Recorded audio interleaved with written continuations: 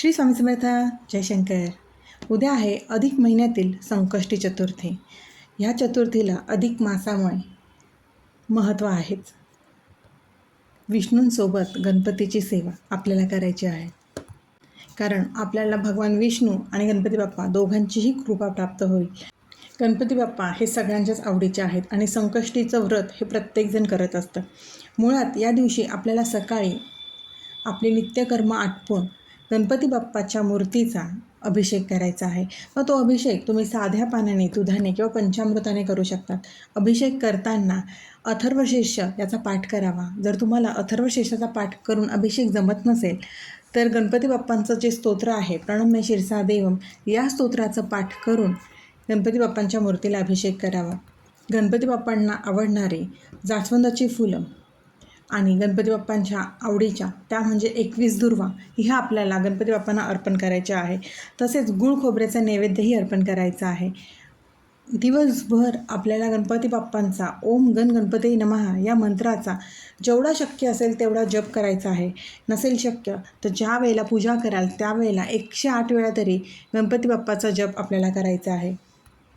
आपल्या आर्थिक अडचणी दूर करण्यासाठी याच मंत्राचा जप करून 108 वेळा जप करून चंद्रोदयानंतर चंद्राला अर्घ्य दिलं की ते अत्यंत फलदायी मानलं गेलेलं आहे.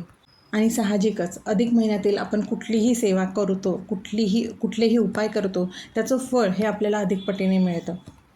गणपती बाप्पाला 21 दुर्वांची जुडी अर्पण करताना प्रत्येक दुर्वावर ओम गण गणपती नमः हा मंत्र म्हणावा. यामुळे आपल्या मुलांच्या प्रगतीमधील अडथळे दूर होतात आणि घरात सकारात्मकता राहते. तसेच आपल्या मुलांच्या एकाग्रतेसाठी, आपल्या मुलांचं अभ्यासात लक्ष लागण्यासाठी गणेश रुद्राक्ष हाही ह्या दिवशी तुम्ही सिद्ध करून आपल्या मुलांच्या गळ्यात घातला तर याचे परिणाम खूप छान दिसून आलेले आहे मुलांमध्ये. कारण हे मी स्वतः आपल्या घरातल्या मुलांमध्ये घातलेले आहे आणि त्याचे परिणाम बघितलेले आहेत. त्यामुळेच खरंच ज्यांना शक्य असेल त्यांनी गणेश रुद्राक्ष स्वतः घरी सिद्ध करा. बाजारातही मिळतात पण प्रचंड किमती असतात त्याच्यामुळे तुम्ही घरी गणेश रुद्राक्ष आणून व्यवस्थित, पूजेच्या दुकानात रुद्राक्ष मिळतात, व्यवस्थित तपासून आणून ते रुद्राक्ष घरी अथर्वशीर्ष याचा पाठ करून स्वतः सिद्ध करा आणि आपल्या मुलांच्या गळ्यात घाला. याचे खरंच खूप छान फायदे दिसून येतात. आणि आपल्या मुलांनाही त्या दिवशी अथर्वशीर्ष किंवा गणपती स्तोत्र हे म्हणायला सांगावं. मुळातच आपल्या मुलांना रोज स्तोत्र म्हणायची सवय असायला हवी. आपल्याला आर्थिक अडचणी येत असतील, आर्थिक लाभ आपल्याला करायचे असतील तर या दिवशी बाप्पांच्या चरणी 11 अखंड अक्षदा आणि 1 सुपारी आपल्याला वाहायची आहे. पूजा संपन्न झाल्यानंतर हे तांदूळ आपल्याला लाल कपड्यात बांधून, जिथे आपण आपली तिजोरी असते, आपलं कपाट असतं, तिथे आपल्याला ते लाल कपड्यात बांधून ते तांदूळ तिथे ठेवायचे आहे. यामुळे आपल्या आर्थिक प्राप्तीचे मार्ग हे सुकर होत असतात. फक्त हे केलं आणि कष्ट केले नाही तर याला काहीही अर्थ राहत नाही. आपल्याला कष्टाला जोड देण्यासाठी हे उपाय आपल्याला करायचे असतात. त्यामुळे कष्ट आणि कर्म आपल्याला करावेच लागतात, त्याला पर्याय नाही.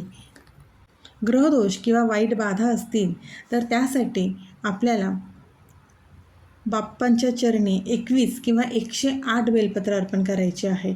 यामुळे असं मानलं गेलं आहे की आपले ग्रहदोष, वाईट बाधा किंवा आपल्यावर कुठलेही संकट येत असेल तर ते नक्कीच दूर होतं. कारण का आपले बाप्पा विघ्नहर्ता आहेत. आलेले संकट, आलेले विघ्न ते नक्कीच दूर करतात. संकष्टी चतुर्थीच्या दिवशी चंद्रदर्शनाला अति महत्त्व आहे.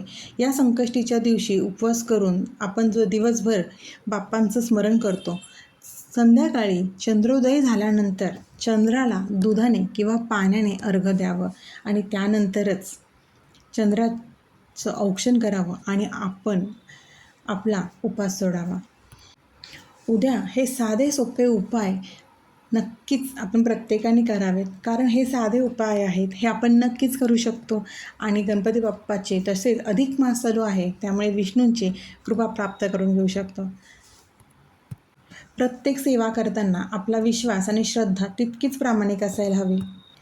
हे कोणी सांगितले, हे कुठे आहे, हे करण्यापेक्षा आपल्या मनाला पटतंय ना त्या गोष्टी आपण कराव्यात. आपल्याला इच्छा आहे ना की आपण ही सेवा गणपती बाप्पाची करायची आहे किंवा स्वामींची करायची आहे, ती आपण करावी. हे कुठे लिहिलं आहे का, हे आहे का, ह्या गोष्टी न पाहता किंवा बाहेरच्या कुठल्याही गोष्टींना न भूलता आपण नामस्मरण आणि आपले जे काही स्तोत्रपठण आहे ते करावं. याच्याने काही नाही झालं ना तरी एक सकारात्मक ऊर्जा मात्र आपल्याला नक्की मिळते. आपलं मानसिक शांतता आपल्याला मिळते. वक्रतुंड महाकाय सूर्यकोटी समप्रभ निर्विघ्नं कुरु मे देव सर्व कार्येषु सर्वदा. श्री स्वामी समर्थ. अशक्य ही शक्य करतील स्वामी, अशक्य ही शक्य करतील स्वामी.